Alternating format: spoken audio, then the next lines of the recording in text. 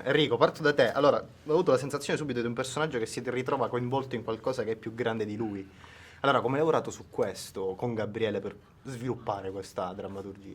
Ma in realtà non ho dovuto lavorare perché era quello che stava succedendo, cioè era tutto più grande di me, era tutto diciamo così immenso e anche Gabriele stesso comunque è una montagna, quindi io faccio come dire, la metafora è come salire su una vetta che poi più sali più ti rendi conto che non è quella che tu vedevi la vetta, ma è ancora dopo.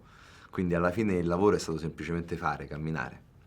E invece a Yashi volevo chiedere proprio della fase embrionale, cioè quando è stato proposto il progetto, come è stata coinvolta, insomma, come è stato questo viaggio poi.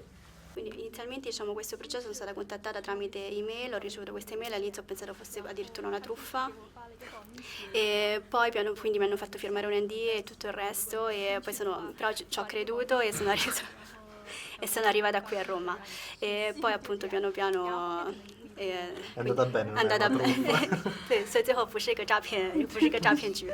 Mi truffassero pure a me così. Infatti, no?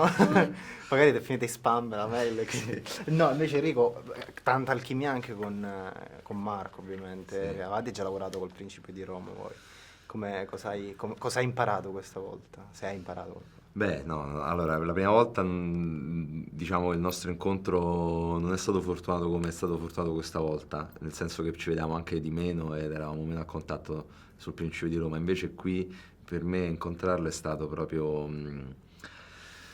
per me è difficile da spiegare perché è lunga. Comunque Marco è una persona che ha un enorme contenuto umano e attorialmente è secondo me di una potenza e di una tecnica anche altissima. Devo dire che per me è proprio un padre, cioè di questo mestiere in Italia e nel modo in cui lo fa è rivoluzionario. Poi magari non sempre si riesce a capire perché abbiamo dei modelli un po' così old fashion, però per me Marco è un faro. E Yash, volevo chiedere che rapporto ha col cinema italiano anche dopo questa esperienza, che rapporto avrà? Quindi diciamo questa esperienza in Italia è stata soprattutto è stata importante e soprattutto mi ha colpito la passione con cui la passione che mettono le persone nel loro lavoro, i vari divertimenti e tutto. Poi se mi piacerebbe o meno continuare appunto a lavorare in Italia, assolutamente sì, quindi è una risposta decisamente positiva. La sensazione subito che ho avuto, ma insomma anche tanti altri, che questo film è decisamente unico nel suo, atipico un po' per quello che siamo abituati a vedere in Italia. Secondo te perché però? Cioè ti sei dato anche tu una risposta, proprio che l'hai vissuto in prima.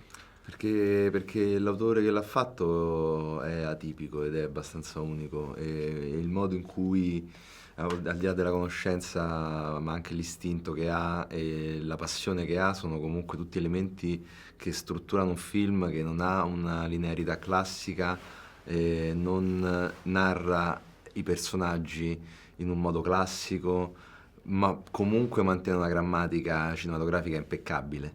Quindi non è tanto la forma, ma è il modo in cui il contenuto la modifica e non viceversa. Cioè non è che per stare in quegli schemi allora ci si limita, come spesso succede per quello che siamo abituati a vedere. In questo caso la dinamica è sovvertita, è il contenuto che modifica la forma e la forma è corretta.